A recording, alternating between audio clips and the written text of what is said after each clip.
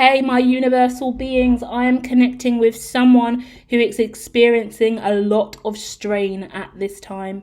Now, you're really, really gifted. You've got incredible vision. I'm connecting with a clairvoyant. You might be in the early phases of 3 years clairvoyant. You said you had your first vision 3 years ago. I think you see auras as well, okay? Connecting with someone who sees auras.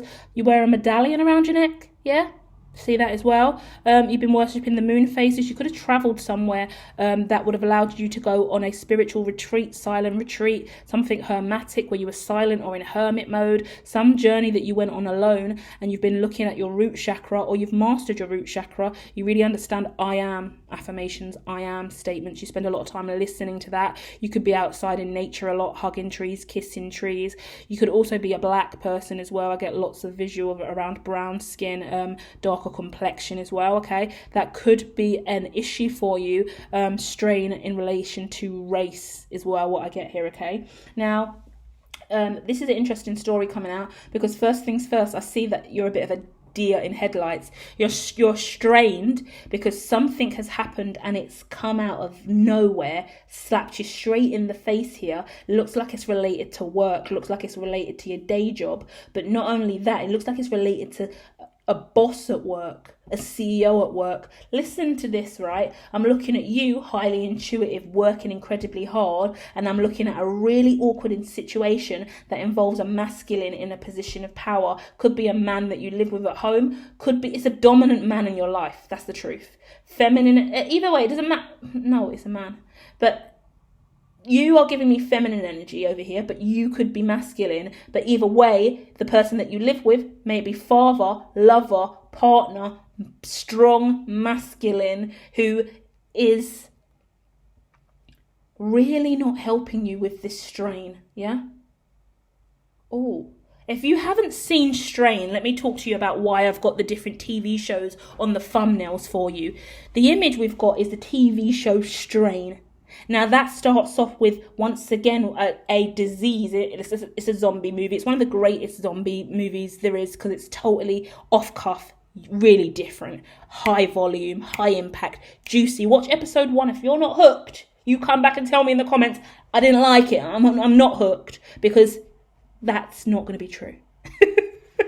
And loads of you are like, I hate those shows, I'm not interested. But no, seriously, Strain's epic. Strain is epic because, I mean, firstly, the zombies are lifelike, and they're not your standardized zombies, and the concept of how they work and they move and their mechanisms is fascinating. The story lays out in so many ways. So as I relate that to you here, because we're transferring this TV series to a part of your life at this time, then I'm looking at a situation where there is so much stuff going on, and there is this condition. Do you know about classical conditioning? Hit me in the comments. Hit the like button if you know what classical condition is. You've been somewhat conditioned to behave in a certain way, put up with a certain kind of behavior, and you are now being challenged. Oh, this is harsh, because the divine is going, we're challenging them. We're challenging them. They need to cut the cord. The umbilical cord is getting cut on your spiritual journey, guys. Wow, what a read. Oh, I'm going to go in with more cards for you guys. Haven't done that for anyone else yet, because the divine is talking to me clearly now, going, this individual who is resonating with this reading, they have had their umbilical cord on all their life. Oh, I've never had this vision. So they're saying when you're born, naturally you're born, right? And you cut the umbilical cord, and then you go to mummy, you go to daddy, and there you are. You're on earth. But we all have a spiritual umbilical cord. And that has to be cut by you and you alone. That can only be cut when you and your higher self become integrated, become one. When you meet your higher self, in that now moment, that cord is cut. We talk a lot about cord cutting over here, and we always talk about it from the context of other people in our life that we want to let go of.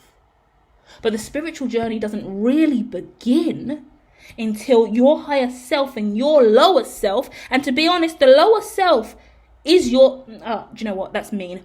I'm always cussing at Earth, but I'm an alien, that's not fair. Your higher self is your higher self, right? That relationship with source divine. And we could label that as the conscious in Carl Jung's philosophy. Whereas we go to the unconscious mind now, that's the shadow, that's the lower self. And then what remains in the middle is you as your human physical form, in the 3D, in the center, in the viscopiscus, sitting there in oneness. Yeah, that's what we're all attempting to do on the spiritual journey, isn't it? Come to wholeness, come to oneness, find that mindfulness that really allows us to flourish and meet the higher and the lower and integrate them both into our reality, right? So as we're exploring and experimenting with self as a way to ascend, our higher self and our lower self need to make an agreement to cut that umbilical cord. So that way, our viscopiscus, go and look at what a viscopiscus is. That's one circle coming into another circle, joining up and making that interlink in the middle. That's the start of the rising of the root chakra. That's the root chakra meeting the soul, meeting the sacral. Yeah? The root chakra, I am. Then we go up to our I know. Right? We can use so many different terminologies for this stuff. I change it all the time depending on the context of the conversation, but we're starting with I am as the root. Then we go up and the sacral is about that acceptance, isn't it? So we have to link the fact that you are with the fact that you know who you are and you're accepting that. Yeah? And then once you do, there we go, we're at the confidence. I do. I can now do what I want in my life because I am aware of who I am and I know me. So now I can act on me from a place of authenticity. There we go. Now we've got 3 circles all ringed up. We're starting to build that gorgeous sacred geometry that is our life. Yeah? So as we're ascending through these constructs and ideologies, we have inferences left, right and centre, chaos, theory, atoms, colours, all of these plethoras of emotions and mood, Plutchik's wheel. Yeah, if you know about Plutchik and the emotions wheel, we're all spinning around with all these constructs of self. What do we do? Same again with Brodford Brenner's ecological system. Meso, macro, chrono, exo, family, neighbourhood, work, institution, all of these variables that make us who we are. How on earth do we integrate all of that into what we're doing? Well, we can only truly do that and become that enlightened version of self once we cut the umbilical. So now I'm going to dive in and understand who this energy is here that is giving you more fear-based vibration than confidence to be you. Yeah? Okay. Something in childhood. Oh. Okay. I received. So I'm looking at a situation here where you feel like you're the novice in this. This is new to you. And that would make sense from what we said about the root chakra. Because I can look at the chakras and see if you're at the root or the sacral or the solar plexus, then your lower chakra. So you've been on this journey for the last 3 years. Yeah? If you was on this journey a lot longer, you would have experienced more crown chakra energy, more third eye or throat energy or heart energy. So I'm saying that you've been on the spiritual journey for around about 3 years, but you are developing well enough to understand this transmission. I like to think. If so, hit the like. Subscribe. And you could have had a dad that hasn't been present in your life, I can see. Yeah? A masculine in your life who's let you down. Or some negative thoughts from your home environment that has always made you feel like you're not enough. You're too small. You could be short as a person or consider yourself to be short. You could feel like you're not smart enough. You could feel like no one's ever really loved you. Your relationship are never what you've envisioned. No one's ever loved you. Like, I'm not affirming that as well. I'm speaking with such passion. I don't want that to sound like an affirmative statement because that's not true. But there are these little niggles from your past that bring up these forms in your mind. I do this for a living with you guys. I share this with you. I love it. But I'm not immune. I have so much shitty thoughts about myself, and then I beat myself up for having shitty thoughts about myself because I'm like, I'm a spiritualist. I'm meant to be love and light. Why am I talking to myself in such a negative, degrading way? Gosh, I'm such an embarrassment. Yeah? When you beat yourself up for beating yourself up, and then you got to keep beating yourself up because you're beating yourself up. Can't believe I'm talking to myself like that. What's wrong with me? I need help. I'm not okay. Why do I do this to me? I'm just not enough. Never gonna be. That's an old program. That's an old construct. And that's your inner child still playing that same narrative that on loudspeaker from a day, a period of space and time before you're awake, my love. So what you got to do now is you got to cut that umbilical cord. Over the next week, go and check out my hypnosis content, right? I've got loads of stuff over here, but go and look at the stuff that's like the sage cleansing, the cord cutting, the hypnosis self-love, the attitude of gratitude. I mean, there's a load of stuff on the channel. I'm sorry, you're gonna have to weave your way through it, or there are playlists as well, but go and find the stuff that gives you a consciousness shift if you are resonating with my content. If not, then there's all other people on the platform that's got gorgeous content like that. But you've got to get yourself immersed into some kind of psychological talk, some kind of conversation that's boosting your self-esteem and your mind frame, because someone in your past, right? Listen to this as well, because I kept saying this person was a boss. I am not immune from working in working environments where you struggle with the person in a position of power because you're giving your opinion and you're highly sensitive and you want to say what you see. I always used to work in an environment where everyone came to me about their problems. I could see everything that was going on. Everyone was always complaining to me. And then when the staff meeting came round, I said, right, guys, I've got at least 7 of you have come to me over the last week and you're crying, you're having a breakdown, you're bitching and you're moaning, you're angry about this. You said that this isn't working and it's affecting your mental health and emotional well-being. So now that we've got the managers in the room, let's have it out, shall we? Let's have a real talk about this because we can get this cleaned up and resolved. I'm screaming all this. I'm a level 3 key worker. Yeah?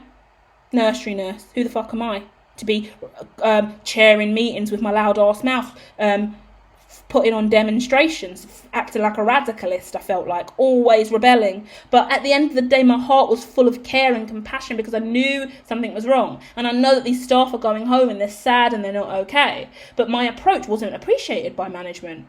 But management weren't on the floor experiencing the shit that I was, going home feeling fucking burdened because the team is struggling and we've got a duty of care to the children, right? So that's an example right there. So now that I move on and I go into other sectors and I've worked my way to be a leader and just have my own business and try and build something for myself so I haven't got to go through that kind of trauma again, I still suffer with trauma in those kind of situations. Do I speak up? Do I bite my tongue? Is that going to put strain on my relationship with the senior leaders and other leaders in the room and people in position of power? Are they going to be uncomfortable with me speaking up because me speaking up makes them feel uncomfortable? You know what I mean? Like, and so in my head I'm getting like prejudice. Like, there's always an expectation put on you because the position that you're in, right? So don't worry, I'll get that from the top shelf because you're short. You can't reach it. Well, do you know what? If you get a step ladder or you get a little stepping stool, often that the kids use, but this is a prime example. My cousin's really tall. She's got high cupboards in her house. Lived with her for a while. Couldn't get up to the top of the cupboard. I have to call her for everything. But she had kids and the kids had a stepping stool. I'll grab that stepping stool and use it to get to the cupboard to access the resources I needed, right? Fine. But if that wasn't there, I would have to rely on her to do it. So some of you guys, have you been in situations where you've got to rely on other people to get something from the top shelf for you and help you out in this way or that way? You have to find your own stepping stool is the point. Yeah? And you've got to be comfortable enough to know that whether or not you are the CEO, the manager, the leader, the cleaner, the lowest paid member of staff in the building, it doesn't matter. Because you are a human first. And you have a heart, and you have feelings, and you have a vision. And if you are strained by your working environment, or your lifestyle, or your relationship, or anything going on in your life, then you have every fucking right to speak on it. And if they cannot accept you, they don't need to validate what you're saying. Everyone's got their own opinion and view, and everyone's trying to keep things sweet and cushy from their perspective. And if life looks good, and the team looks good, and the dynamics looks good, and the cupboard looks good from their perspective, they're not going to give a flying fuck about yours. But that doesn't mean you stop talking about it. That doesn't mean you give up on finding equity for you. Everyone's screaming, I hate equity at this time. But you're never going to fucking get in that cupboard on your own if you don't look at it, right? and you find a way around the obstacle. Because, yeah, there are a load of issues with equity, and I don't want to lose thread today, guys. Because when we're talking about equity, we're talking about making sure everyone has exactly what they need to be on some kind of even keel with each other. And everyone's going, no, it should be based on merit. Why should you get 2 stools, right? The argument with equity is, okay, I can't reach the cupboard. Yeah? We've got 3 people trying to get to the cupboard. One of them's 6 foot, one of them's 5 foot, one of them's 4 foot. Yeah, and the cupboard's 6 foot, so the 6 foot person can easily get in and out of the cupboard, no fucking problem. The 5 foot person is going to need a stool to get to the cupboard. The 4 foot person is going to need 2 stools to get to the cupboard. Are we going to give him those two stools, or are we going to go fuck equity? You don't need 2 stools. Ask someone else to do it. Jump, get on 1 stool and jump up. No, and that's the issue here, and where we're going to pin it and leave it. Don't expect anyone else to give a fuck about your equity, because I tell you, motherfuckers are mean in this lifetime. Don't expect anyone else to bring you a stool so you can get access. Bring your own stool. And if you realise that that stool is not enough for you, you go and get another stool, and another, and another. You find your own equity, bring your own equity to the table so you can eat like a king.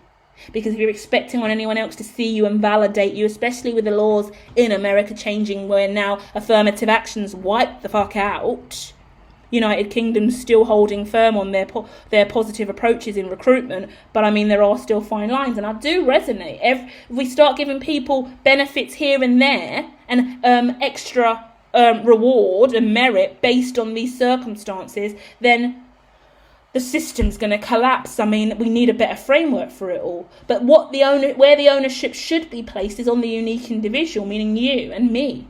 Yeah? If you're 5 foot, you need a stool.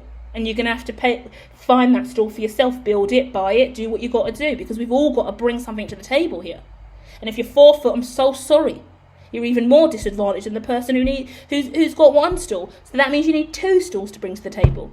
And if the government do decide to put out an incentive where everyone gets 1 stool, then that person who's 4 foot still at a disadvantage, they're still going to have to bring an extra stool to the table. Difficult. This is a difficult conversation. We're talking about it from a spiritual, psychological standpoint today, so we're allowed to have this conversation. But if this was an actual disability, we've got issues, we've got red flags, Equality Act. Come on, talk to me. Something's off here. Yeah? So stand by your guns. Make sure you read your rights. Make sure you stand up for what you believe in. Make sure that the best way to live in this lifetime is about not looking to anyone else to provide you with equity, but you filling yourself up with it yourself. Be your very best commodity. Yeah? Options, futures, commodities, bonds and stocks, darling. Create your own, yeah? It's the only way to ascend in this lifetime. And I say that really loosely, going, not everyone's going to have the persistence, the perseverance, the dedication, the desire to do so. Been on a spiritual journey for 7 years now, still haven't broken through to the degree at which I think I should, and I know no one's going to pave the way for me whatsoever. It's only me out here fighting. Scary. Well, not only me, fighting for me. You're fighting for you, I'm fighting for me. Your sister, your brother, your uncle, your auntie, your mates, all the people you've met online, they're fighting for them too. You know? And we've still got to do that. We've independently got to do that. And it's hard. It's really, really, really, really difficult. But you're not alone. Yeah? Sometimes it feels super fucking lonely. And I can see the desire for you to just get to where you need to go. Right? So even me talking about the stool conversation, some of you might find that a bit intensive and a bit hard to process, because you just need someone to come in and sweep you off your feet and give you a fucking break. Wouldn't that be nice?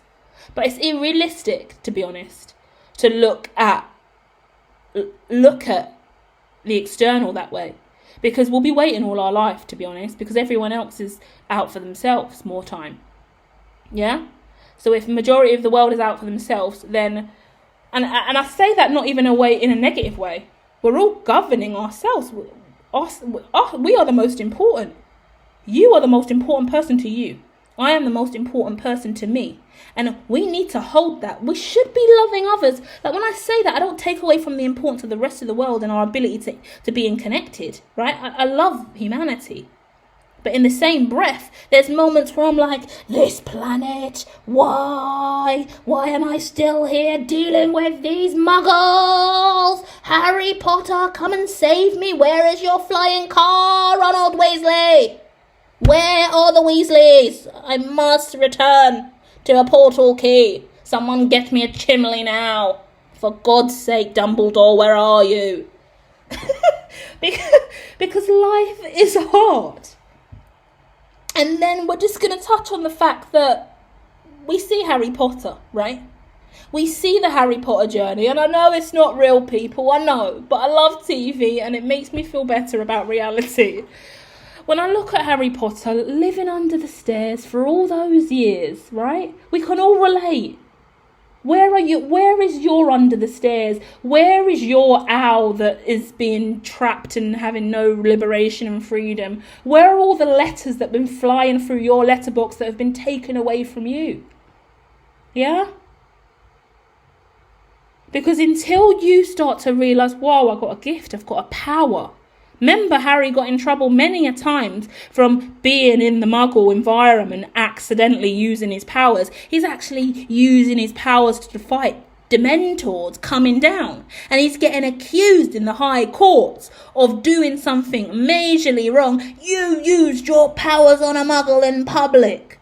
Mate, his face was getting eaten by a Dementor. Dementors? In your little Muggle town? No, never could be. That's a lie. Poor Harry Potter's screaming, Voldemort's back, Voldemort's back. And they're all going, oh, he should not be named. How dare you mention his name? You're a disgrace to the wizarding community. He fucking defeat Voldemort, mate. He's got a scar on his head from Voldemort. We're not going to take him seriously. We all know that scars are connected nature to the Dark Lord, but we're going to ignore it, and then we're going to let Snape walk around killing Dumbledore. Don't start me off. I'm losing the plot over here. Don't piss me off. Don't start on Harry Potter. He's come a long way. But all we do every season, every sequel, poor Harry's getting blasted when all he's doing is trying to channel the chi and use the power that he's been given as his birthright. It's his fucking destiny. So what is that for you? What is your destiny and who is infringing on it? And how can you keep going when you're weak and weary and you're low and you're feeling shitty? Remember, Harry Potter made it through. Yeah, we've got to use fictional characters to save the day and keep our psyche from plummeting into moments of shitty reality and low self-talk and depression and anxiety and questioning whether or not we're enough for this world. Then we just got to sit with the likes of Harry Potter sometimes. And then we've got to understand that, let's go and watch The Strain. There's a message in The Strain, yeah? Like, from how it spreads and how it just starts to ripple out. And A Strain is one of the most juiciest. Like, the first episode is incredible as well because it all starts with a coffin that comes, and that is the master in the coffin. And then the master's now awakening others. Like, he's like, tap, tap, tap. The more that I tap you, the more that you turn, right? Then it gets to the point, like, I don't know about like, season 3, there's a whole community of turned, they're not even like zombies in this kind of show. They're so high functioning, it's interesting. Yeah, it's the most high functioning zombie apocalypse reality I've ever seen. I love it. Because actually, in my opinion, it's the most likely in relation to reality, in regard to the psychological mind-gasm of it all, right? Because when we talk about apocalypse and zombies and stuff like that, it's never really a situation of everyone's going to go around eating everyone's neck off, unless the trank fentanyl pandemic that's currently rife in Philadelphia does manifest into something which I actually have spoken about, because that's creepy. That's too zombified for me. But it really is more so a conversation about disease and compliance and community and ecosystems that come rigid and become, what do we want to call it? You let me know. Because if a community is overrun with zombies, then what we would call that in today's society? Stripping back the ideology of eating people's faces and skin, but it's people that are not awake, isn't it? It's people that are forming to a specific process or program and producing some kind of output that isn't positive, that isn't harmonious. We've already had a strain in the world with COVID. The pandemic was our first ever global. Well, actually, that's a lie. We've had the plague. We've had other stuff around the world. But I mean, hopefully in our lifetime, as long as we live on this planet, we won't ever see any kind of pandemic that is really changing the DNA constructs of humans and making them act out in a way. Unfortunately, we've just gone through an era in this lifetime where people are dying rapidly because of disease and widespread the invisible virus. But I mean, we can only pray that that never manifests into something that is actually a psychedelic or a reactive response that makes one person do something really evil or horrendous, or people start eating each other. I mean, God forbid. But I mean, just the same way that COVID spread in the way in which it did, wiped out how many people, is such a devastating loss to the world for all of those people that lost their lives, you know? But imagine that COVID didn't have an effect of just killing people, but it turned them into ravenous beasts. We would be looking at the strain, wouldn't we? And that everyone around the world is constantly churning out chemicals, and scientists all over the world are over there whipping up formula and making shit happen. That's why we've also got the trank pandemic in Philadelphia as well, which is really shit. It breaks my heart, the trank stuff, because personally I am very much aware of drug misuse. I lost my dad to heroin overdose, and I can go all day about the awful situations that have occurred before he actually lost his life in relation to drugs. And the fact that you're just looking at people all over Philadelphia folded like folding chairs, folding tables, just there, they're not there. To see that in this reality in 2023, when we're supposed to be so much more evolved than centuries before us, and to see that this is where we're at as humankind, it's devastating, yeah? So just you remember, whatever you're going through, yeah, sometimes you've got to look at the grandiose fantasy of it all. So you've got the pandemic in the US with the trank and fentanyl. If you haven't watched the Painkiller TV series on Netflix as well, which is about opioids and Oxycontin, that's also related to the fentanyl pandemic that's also just coming, epidemic that's just coming now. So maybe go and watch that as well. Right? Recommendations, The Strain. Recommendations, Painkiller on Netflix. And recommendation, think about fantasy like Harry Potter and Lord of the Rings, Frodo, and the journeys that they went on. Because sometimes we need a little bit of mythology. My goodness me, read the Bhagavad Gita, read the Quran, read the Bible, right? Study a Tree of Life. Do whatever you've got to do to understand different concepts in this world so you don't feel so out of place. Because whatever you're doing, my love, it's beautiful and it's gorgeous. And it is part of your journey, and you're working really, really hard on it. But you do get beaten down, don't you?